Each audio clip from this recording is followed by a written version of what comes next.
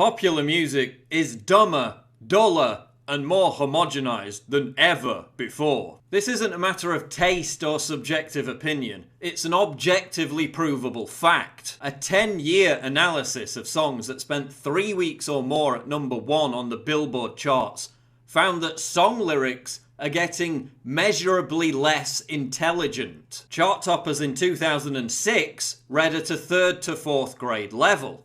10 years later, the intelligence of song lyrics has dropped by an entire grade. The way this trend's going, in a few years, song lyrics won't even be a challenge for 7-year-olds to understand. The study found that Beyonce, Lady Gaga, Kesha, and Maroon 5 song lyrics are particularly stupid. Researchers in Spain who used a huge archive known as the Million Song Dataset also found that pop music has become blander. Studying pop songs from 1955 to 2010, the team discovered that the diversity of transitions between notes, chords, melodies, and other sounds has diminished over the last 50 years. The Spanish study also found that producers are baking volume into songs at the production stage, making them artificially louder. This overcompression has the effect of sucking all the dynamics out of a song. Everything is beginning to sound the same.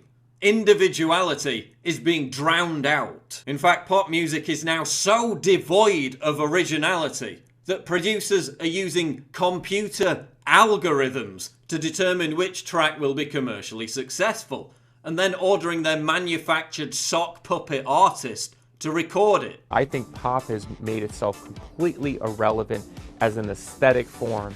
It's like looking into a hall of mirrors where all you see is the reflection of other mirrors.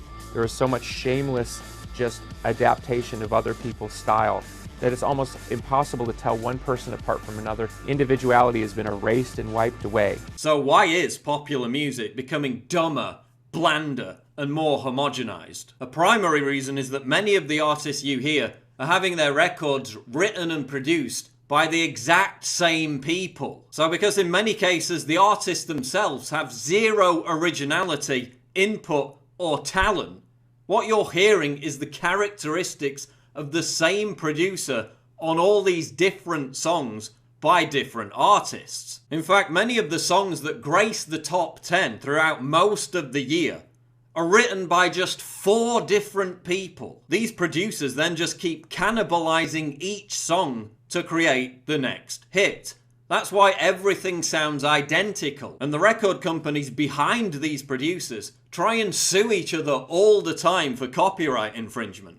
But because the songs are marginally different, the charges never stick. The music industry goes to great lengths to hide the real identities of these producers, to maintain the illusion that someone like Taylor Swift actually contributes to the writing of her own songs. And any artists under their control who do actually try to write their own songs are ostracized and cut adrift. Of course, artists used to have to be actually talented to get a recording deal in the first place. Now any stupid fucking bimbo or brain-dead twat can be dragged off a reality show, chucked into a recording studio, and have their shrill warbling auto-tuned for mass consumption. But when it comes to performing live, there's no auto-tune to hide the fact that you have zero talent. Mama,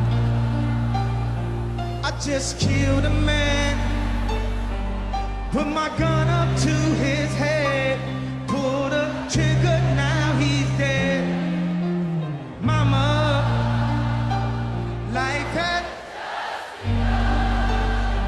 Songs are also sounding dumber and more repetitive because the dwindling attention span of the listener demands more hooks. So whereas decades ago you only had to write in one hook to get a hit, now there has to be a hook in the intro, the verse, the bridge, and the chorus, because a radio listener will change the station on average every 7 seconds unless they get this continual brain stimulation from a recurring hook. I have a very short attention span. But our point is very simple. You see, when... Oh, look, a bird! There's also this bizarre exaltation of modern DJs as if they're magicians of musicianship. when they're just pretentious wankers whose sole function involves pressing a button every 5 minutes. At least old school DJs used to require a few practical skills to entertain a crowd. Now, thanks to electronic dance music, EDM, the enjoyment of which requires the listener to be mashed off his tits on bath salts. Even Paris fucking Hilton is calling herself a DJ. Here's another thing. The subject matter of song lyrics has also noticeably changed. Yes, we've always had sappy, romantic drivel.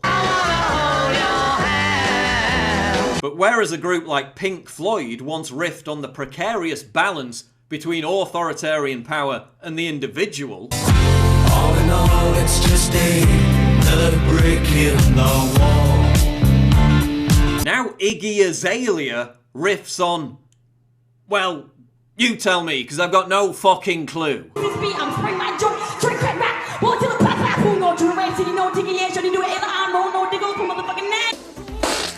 While Morrissey and Johnny Marr once fused poetry and melodic genius to venerate Oscar Wilde, now Nicki Minaj and Fergie fuse putrid nihilism and vacuous verbal diarrhea to venerate their asses. As the Foo Fighters' Dave Grohl said, if the #1 song is about your butt, that's a problem. And yes, I know there were pop songs 20, 30, 40 years ago about meaningless nonsense. But how many pop songs are there now that mean anything at all outside of booty, booze, and bitches?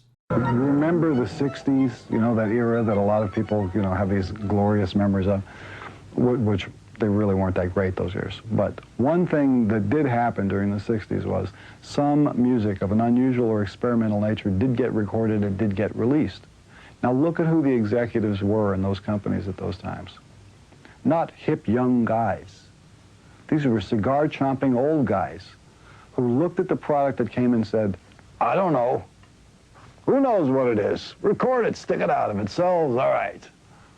We were better off with those guys than we are now with the supposedly hip young executives, who are making the decisions of what people should see and hear in the marketplace. So we've established that pop music is getting dumber, less diverse, and more homogenized. And that must be what the audience wants, right? Otherwise there'd be no financial incentive to make it that way. But then when you look at movies and television, diversity, intricacy, and quality has improved as time has gone on. The plotlines of today's Netflix hits and movie blockbusters are infinitely more complex and nuanced than the comparatively simplistic TV shows and films of the 70s and 80s. So why does the consumer demand to be challenged when it comes to TV shows and movies, but yearn to be lulled into a bubble-wrapped coma when they load up iTunes? Why are we demanding smarter entertainment when we choose what TV shows and movies to watch, yet settling for increasingly dumbed down pop music? Well, it's because we're being brainwashed into liking songs that we would usually hate as a result of the simple trick of repeated exposure. Studies of the brain show that our reward centers light up from hearing the same song over and over again, even more so than hearing a song that suits our musical taste for the first time. By saturating radio, television, and online airplay with the same insipid crap produced by the same people, record labels can make us embrace a form of musical Stockholm syndrome. By force-feeding us in this way, they can override our own personal taste, and we eventually give in. After all, everyone else likes it, so it must be good, right? Pop music is the equivalent of junk food. It's quick, it's easy, it's all around us. And just like McDonald's, the producers stick to the same cookie-cutter recipe because it's what people have been indoctrinated to want to consume. I don't feel so good. But while movies and TV shows remain pretty segregated from our immediate lives, music is something we carry with us. It's the soundtrack to our day. It determines our emotions. So as the world around us becomes more perilous and chaotic, we look to music for familiarity and reassurance. This explains the continued success of a band like Coldplay, one of the most trite, banal, and meaningless pieces of dross to ever inflict itself on the music world. Led by a frontman who is utterly incapable of writing anything other than lame cliches and tedious generalizations. Here's a band that's still trying to convey some kind of quasi-authenticity, yet whose latest album was produced by the same people behind Rihanna and Katy Perry. Well, as John Harris explains, a band like Coldplay maintains its popularity by acting as a kind of existential balm for humanity. The more dangerous, violent, and illogical the world appears to become,